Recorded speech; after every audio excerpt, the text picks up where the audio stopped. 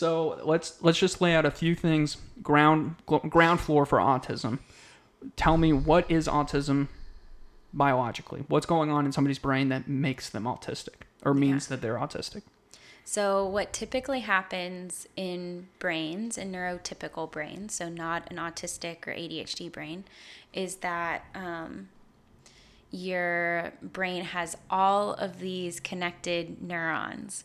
And when you're born, you have way more of them than you need. And as time goes on, those, especially in those early developmental years, those neurons are pruned. So your brain is very good at getting rid of things it doesn't need, and it's getting rid of those extra connections and keeping and strengthening the ones that you do need that are valuable to you. Well, an autistic brain does not do that. There is some pruning, but there is not nearly the same amount of pruning that happens. So we have way more connections throughout our brains, which is what can give us a lot of the sensory overstimulation because we're receiving so much input all of the time. I also learned recently that not only is our brain not pruning very much, it's continuing to grow, and I'll have to figure out if this is within a certain span of time or throughout our life, but it's continuing to grow more connections. Right. So those connections are increasing over time, and it can just make the world a very overstimulating place in which to find our little baby brains.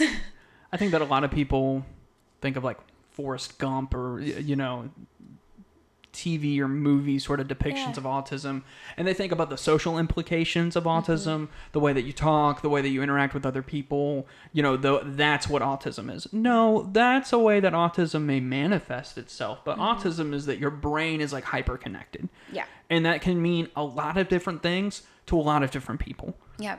I was reading something recently that said we were totally wrong to ever describe autism as a list of traits because it's this internal thing that's happening. Yeah. And that externalizes itself in some predictable ways, but basically autistic people are all different because we're having a different reaction to having so many connections, and some of our connections are different from others. It's not that the same exact places are being pruned.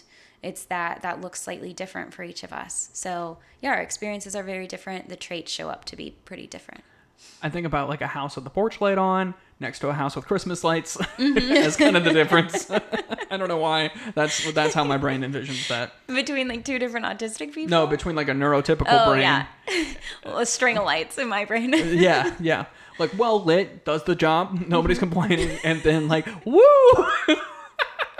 That might not be super helpful. I'm just... It can feel like that. Just kind of look into the way I see it,